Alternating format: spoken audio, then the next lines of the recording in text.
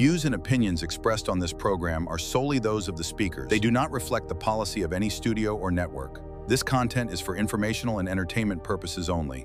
Hello दोस्तों, मैं हूं अमित त्यागी और एक बार फिर से हाजिर हूं लेकर एक और अनोखा पॉडकास्ट जहां पर ढेर सारी बातें होंगी, ट्रिविया होगा। और आज मेरे साथ एक ऐसे कलाकार जिनको मैं जानता हूं काफी वक्त से, और मैं आपको लेके जाने वाला हूं 90s के उस दौर में, जब बच्चे आते थे छोटे छोटे शहरों से मुंबई में। उस वक्त फिल्में इतनी ज्यादा नहीं होती थी, सीरियल्स की दुनिया शुरू हुई थी। ऐसे में एक सॉफ्टवेयर इंजीनियर बैंगलोर के शहर से मुंबई आया। जुड़ रहे हैं ऐसे ही शख्स हैं मिस्टर राहिल आजम। आपने अपनी हैसियत से ऊंची पतंग के साथ पेच लगाने करंट सिनेरियो, अनुपमा आपका शो अभी तक 6 साल से चले जा रहा है, अभी भी टॉप 10 में रहता है। How was experience doing Anupama? आपको पता है अपने मोबाइल पे उसने मेरा नंबर किस नाम से सेव करके रखा है?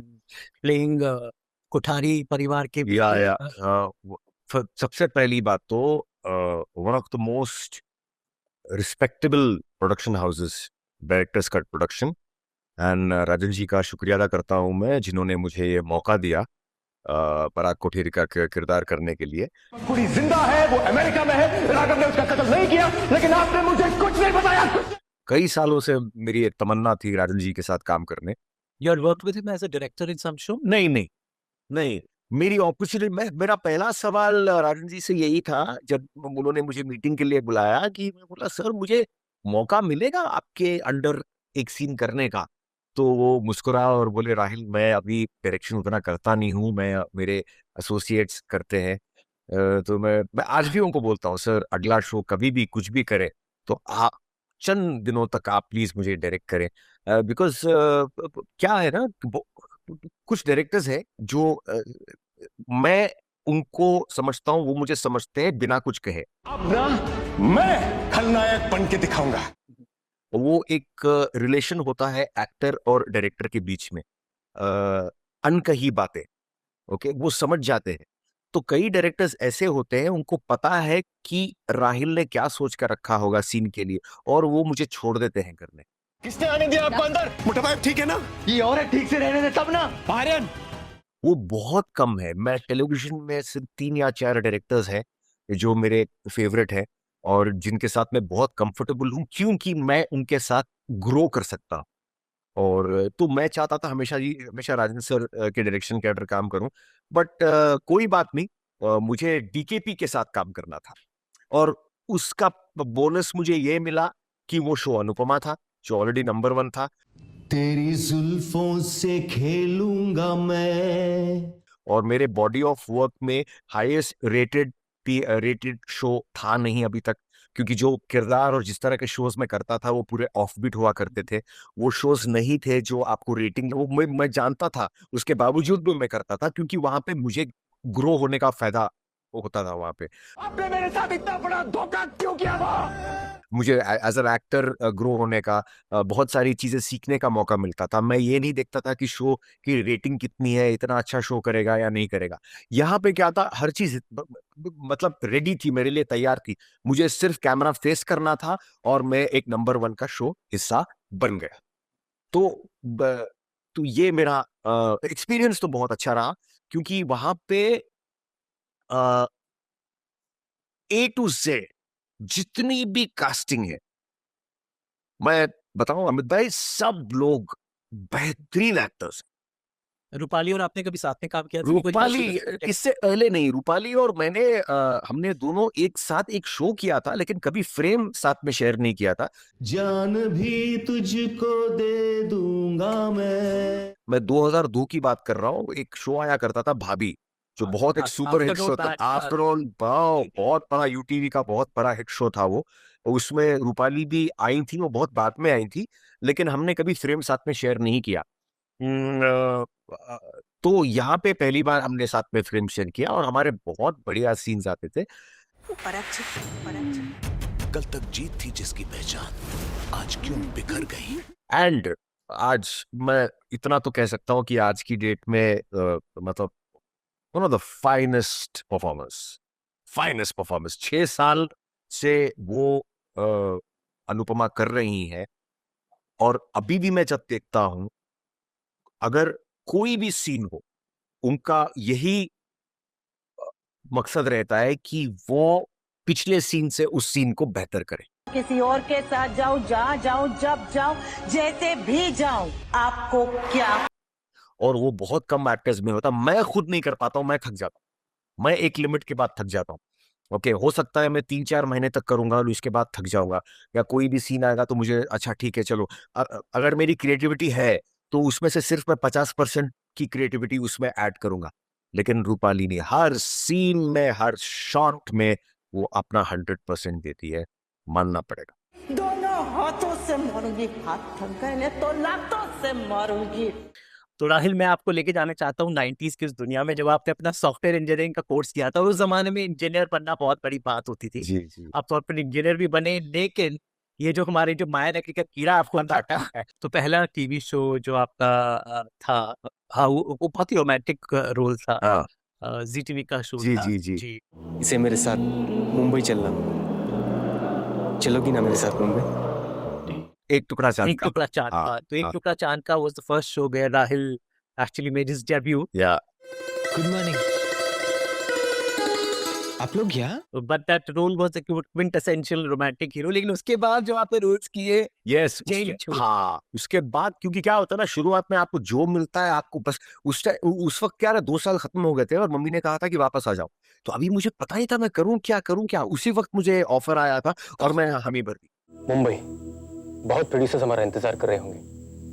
तो मैंने फिर इसकी शूट शुरू कर दी। उसके बाद जो जैसे राह वो जो एक लेती गई मुझे, मैं उस तरफ से चलता गया। अ, फिर फिर मैंने एक स्टैंड लिया कि नहीं, मुझे अपनी खुद की एक आइडेंटिटी बनानी है, अपने टैलेंट के बेस पर, अपने कैलिबर के बेस पर। तो मैंने अपने आप पर बहुत मेहनत की, बहुत मेहनत की, और मैं किरदारों को चुना करता था। अभी क्या है, टेलीविजन जो है वो फीमेल डोमिनेटेड है, जी। तो उसमें 80-90% तब नहीं था थोड़ा। नहीं, उस वक्त तभी भी था। उस वक्त भी शुरुआत से आप सास बहू शो से जो शुरुआत हुई थी, तो उसमें तो मेन तो सारे जो प्रोटैगनिस्ट हुआ करते थे वो फीमेल प्रोटैगनिस्ट थे।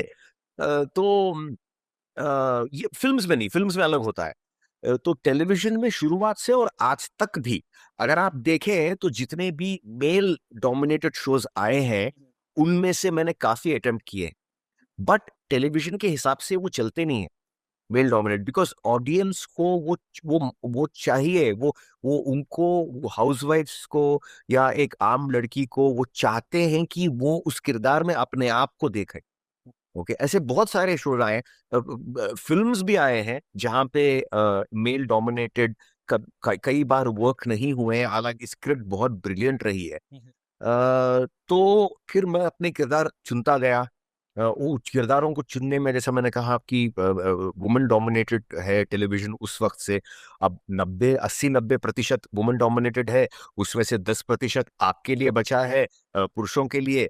अब उसमें से भी अगर आपको एक बेहतरीन किरदार चुनना है, तो आप सोचिए आपको कितनी तकलीफ और कितने समय से गुजरना पड़ेगा। मुंबई जाकर मैं अच्छे गाने कंपोज करूंगा। लेकिन मैं वो करता आया हूँ, और ऊपर वाले ने मेरा साथ दिया है, और वो मैं कर लिया, मैं कैसे कर लिया वो पता नहीं। तो अभी भी राहिल को जो कोई मिलते हैं तो फर्स्ट नाम जो इनको देखते ही जहन में आता है वो है हातिम, जो 2003 का शो था, if I'm ji. not wrong।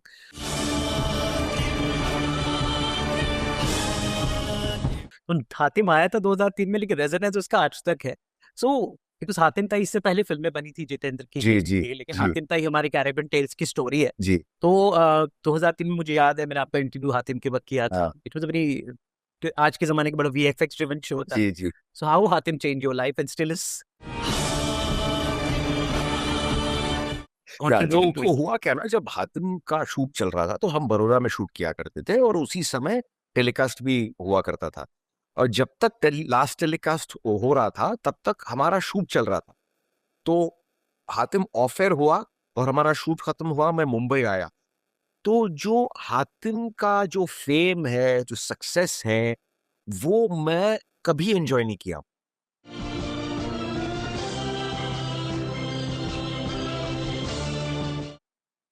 जैसे आजकल कोई भी न्यू कमर के लिए या कोई भी एक्टर के लिए कोई शोज मिलते हैं, या अभी भी अगर मुझे कोई शो मिले तो उसकी जिस तरह से उसकी जो सोशल मीडिया में पब्लिसिटी होती है, उसके बारे में बात किया जाता है, चाहे वो पॉजिटिव हो या नेगेटिव हो जो भी, लेकिन लोगों के कानों तक पहुंचती है वो बात।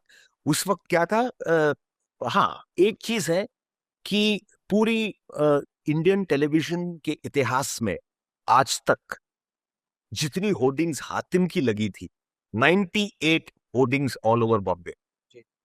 मतलब मैं बताऊं 100 फीट की होर्डिंग्स, नीचे से पूरी बिल्डिंग की होर्डिंग्स। मैं खड़ा हूं तलवार के साथ, आज भी वो मेरे पास उसकी तस्वीरें हैं। तो मैं निकलता था सुबह के वक्त जब छुट्टी होती थी, और उस टाइम पे वो कैमरा हुआ करता था। आप वो डिजिटल कैमरा वगैरह उस टाइम पे नहीं थे, मोबाइल्स तो कहाँ थे। लेकिन उस दौर की मुझे एक अच्छी बात क्या लगती थी कि उस दौर पे मैंने अपना टेलीविजन बहुत ज्यादा कवर किया था कि एक फैन क्लब्स होते थे, वो गिफ्ट भेजा करते थे हमारे दफ्तर में। मुझे याद है कि हातिम के गिफ्ट्स आते थे, अच्छा, you know they used to be teddy bears, flowers, watches. हाँ, आई मीन इसी के साथ ही पृथ्वीराज चौहान जो बड़ौदा में शूटर हाँ, हमें रिक्वेस्ट करते थे कि प्लीज आप इंटरव्यू हाँ, करने जाएं बड़ौदा। हाँ, और तो वो एक चीज थी जो मुझे आजकल बहुत, ये सोशल मीडिया में ग्रेटिफिकेशन तुरंत हो जाता है, तो वो जो कनेक्शन था, जो प्यार थी, क्यूटनेस था, वो मुझे आजकल नहीं दिखता। वो आई थिंक उस दौर में था एक वो जो प्यार हाँ, मोहब्बत। मैं एक और बात बताऊं। हातिम जो एकदम से जो फेमस हुआ ना, हातिम फर्स्ट रन में फेमस नहीं हुआ था। हातिम जो आया था चैनल के हिसाब से, उसकी टीआरपी बहुत बेहतरीन थी, हिट शो रहा वो। ये बात कर रहा हूं मैं 2004 की। हाँ जी। ओके, फिर 2005, 2006, 2007, 2007 में स्टार उत्सव पे हातिम का पहला रीटेलीकास्ट हुआ था।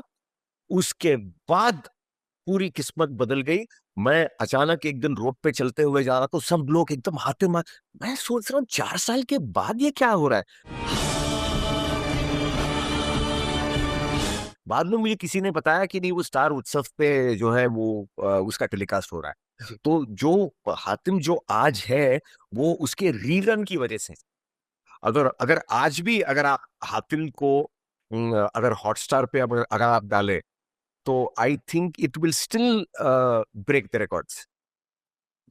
हातिम में एक और खास बात थी, अनिरुद्ध पांडे हमारे बॉलीवुड के एक बहुत ही underrated actor. I mean I loved his work.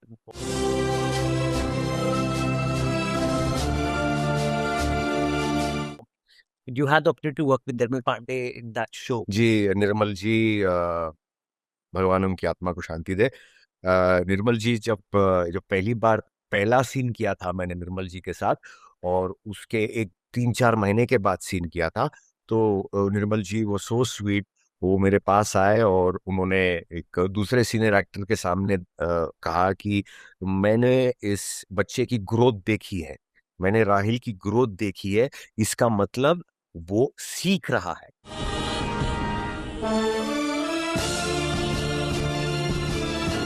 एक होता है कि आपको मिल गया शो, ओके, आप जैसे कर रहे हो चलाओ, ओके, जो डायरेक्टर बोलता है कर दो। एक होता है कि जहां पे आप अपने आप पे मेहनत करके आप आगे बढ़ते हो। तो उन्होंने मुझे इतनी बहुत बेहतरीन तरीके से जो एक्सप्लेन किया कि जो पहला एपिसोड और आखिरी एपिसोड में राहिल में जमीन और आसमान का फर्क था, और उनसे ये कॉम्प्लीमेंट आना मुझे बहुत अच्छा लगा, और आज भी मैं उनको मिस करता हूँ। जो वो स्क्रीन पे वो जो शोज किया करते थे, फिल्म्स किया करते थे, वो जो किस नेगेटिव किरदार में हमने उनको देखा है, वो total opposite personality, total opposite. इतने प्यारे इंसान, मैं क्या बताऊं, we all miss him still today. Hatim के बाद एकदम आपने उसके बाद सीआईडी किया, आपने बहुत सारे शोज किया, अंटिल ये मेरी लाइफ है, यू हैड अ लाइक। और ये भी था कि आप बैंगलोर चले जाते थे, फिर मुंबई रहते थे। What was that? नहीं, होता क्या है, जब मैं यहाँ पे शूट नहीं करता हूँ, तो मेरी दुनिया है मेरे मम्मी डैडी, तो मैं उनके साथ ही रहना चाहता हूँ। अभी यहाँ पे शूट नहीं कर रहा हूँ, तो उस टाइम पे सोशल मीडिया नहीं था, तो कभी ना रील्स बनाने का है ना कुछ और है। जैसे अभी यूट्यूब पे हो गया, बहुत सारी चीजें हो गई है। तो एक्टर जो है, अगर वो टेलीविजन शो कर भी नहीं रहे हैं, तो वो इन सब चीजों में वो फेमस हो रहे हैं, सब लोग सक्सेस है। आजकल ब्लॉग्स बनाते हैं यूट्यूब में, बहुत सारे लोग सब।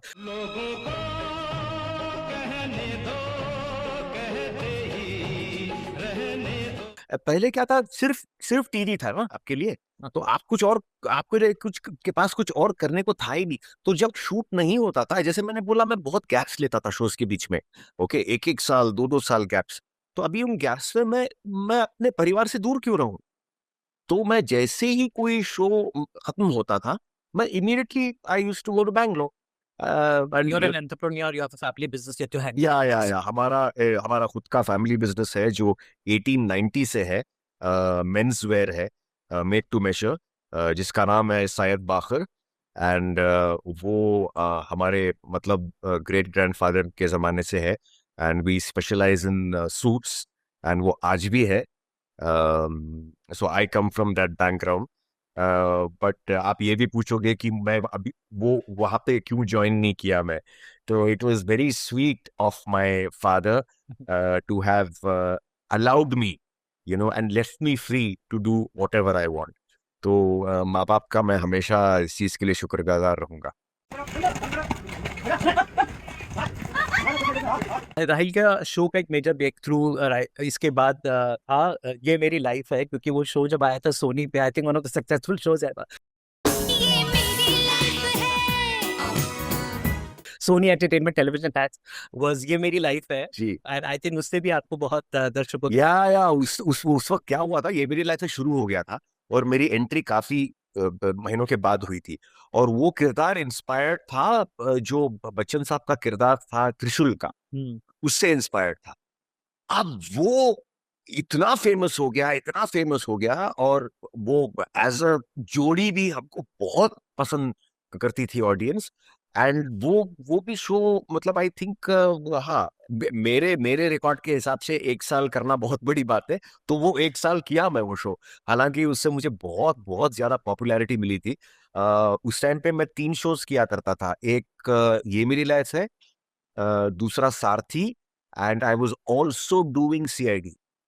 तो सीआईडी में बीच में मेरा का बेटा एसीपी प्रद्युमन का बेटा, जी, बिकॉज मेरी स्कूलिंग में बेसिकली वहीं पे हुई है उन लोगों के साथ, जहाँ पे ये अपने fireworks production house, BP Singh साहब, वहीं पे स्कूलिंग हुई है। वहाँ पे एक बहुत बेहतरीन डायरेक्टर हुआ करते थे, शिवा मिश्रा जी, मेरी स्कूलिंग उनसे ही हुई है, और आज भी मैं वो जो उन्होंने सिखाया है वो मैं अपनी कला में अपनाता हूँ।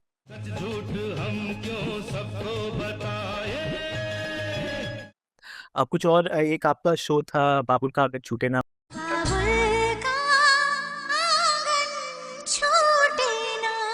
उसमें आपने कैसा डेयर टेलीविजन पे ऐसा कुछ किरदार किया था, आपको उसके लिए अवार्ड भी मिला था, क्यों प्ले 2 कैरेक्टर्स जो डुअल पर्सनालिटी, हाँ, पर्सनालिटी। वो एक तवाइफ का किरदार था। उस वक्त काफी लोगों ने मुझे बोला कि यार ये अटेम्प्ट मत करो राहिल, क्या कर रहे हैं आप, आपकी इमेज हातिम की है, आप एक्शन हीरो हो। तो मैंने सोचा यार मैं नहीं करूंगा तो फिर कौन करेगा, इस कैरेक्टर को कैसे वेस्ट कर सकते हैं। तो वो मेरी गट फीलिंग थी, वो किया मैंने। और देखो मेरे लिए क्या होता है ना, मेरे लिए अवार्ड उतना इम्पोर्टेंट नहीं होता है, मेरे लिए रिवॉर्ड होता है। जो मेरे डायरेक्टर के चेहरे पर जो मुस्कुराहट आती है, जो प्रोड्यूसर के चेहरे पर मुस्कुराहट आती है, जो जब एडिटिंग करता है वो बंदा, उसके चेहरे पर मुस्कुराहट आती है मुझे देखकर, वही मेरा रिवॉर्ड। उसके ख्यालों ने मुझे इस तरह मसरूफ कर दिया कि मैं तो गजरे बनाना ही भूल गई। टॉकिंग म्यूजिक वीडियोस, 90s के दौर में अलीशा चौहान के साथ फर्स्ट म्यूजिक वीडियो आया था भारत का, उसके बाद म्यूजिक वीडियोस की परंपरा आज तक चल रही है, और आपका भी एक बहुत लैंडमार्क म्यूजिक वीडियो है। आप तो खुद आप डायरेक्टर, बाय द वे आपको बता दूं, Rahil stern director producer with this new music video, and that's जो पीछे आप देख पा रहे हैं। तो राहिल, मैं आपको लेकिन आपके एक म्यूजिक वीडियो की याद दिलाता हूँ, तुम तो ठहरे परदेसी साथ क्या निभाओगे। ये गाना अभी भी बहुत ओजी गाना है, और इसके म्यूजिक वीडियो में कोई और नहीं बल्कि खुद राहिल थे।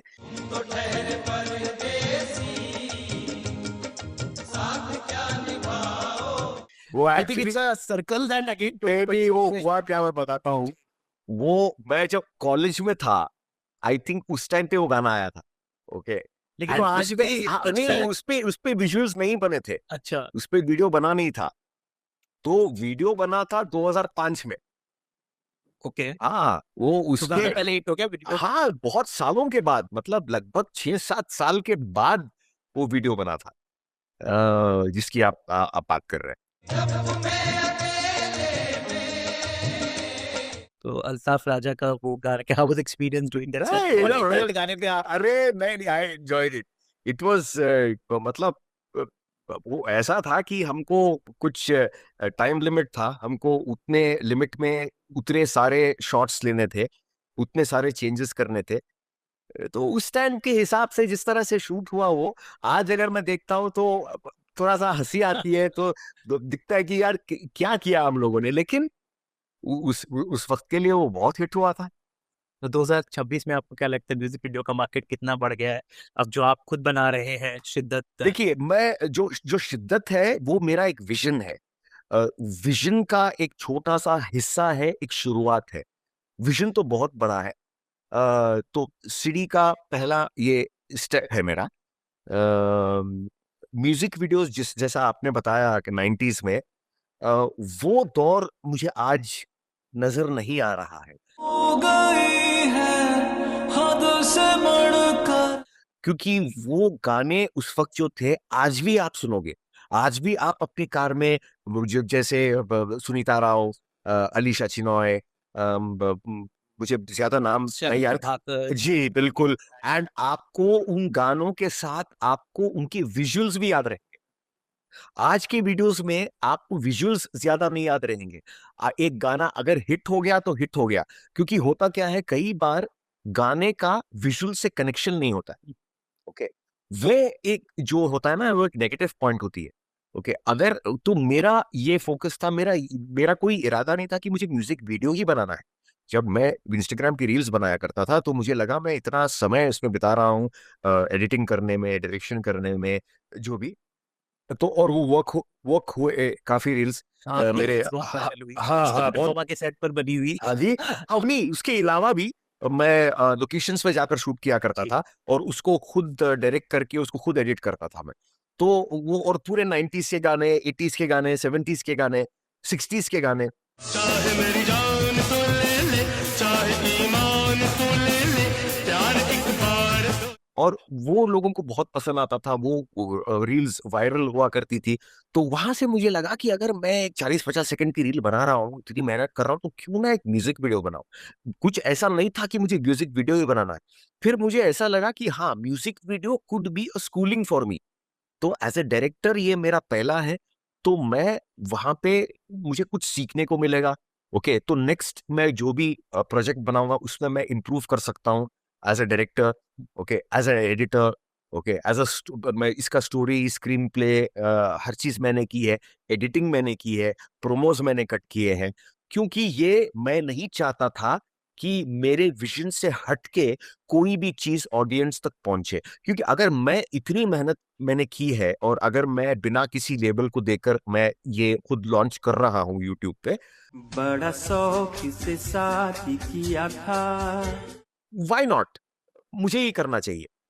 अब ऑडियंस के ऊपर है कि वो कैसे एक्सेप्ट करती है इसको, लेकिन ये वीडियो म्यूजिक वीडियो नहीं है, ये मैं कहूँगा एक कहानी है। और एक मेलोडी के पीछे एक कहानी है, उसका कहानी का एक फ्लो है।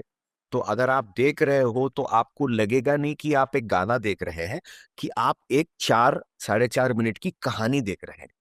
तो ये मेरा मकसद था। अभी वो ऑडियंस, आज की डेट की ऑडियंस उसको कैसे एक्सेप्ट करती है, वो अभी ऊपर वाले के हाथ में। जिंदगी आ रहा हूं मैं। आप चूंकि 80s 90s के फैन हैं, तो एक छोटा सा क्विक फायर हम करते हैं, जानते हैं कि कितना आपको 80s 90s पसंद है। मोहम्मद रफी पसंद है कि किशोर कुमार? दोनों पसंद है। इन दोनों में से चूज करना बहुत मुश्किल है, क्योंकि दोनों के अलग तरह के गाने के अंदाज हैं। कई बार ऐसे हैं जो गाने रफी साहब ने गाया है, आप अच्छा वो छोड़ दो। कमिंग बैक टू अभी जो हाल ही में जो फिल्म आई थी, जिसका बहुत वो जो मैं आजकल के उतने फिल्म ज्यादा देखता नहीं हूँ, सैयारा। ओके, ओके, उसमें जो रिमिक्स वर्जन था किशोर दा का जो एआई से बाहर,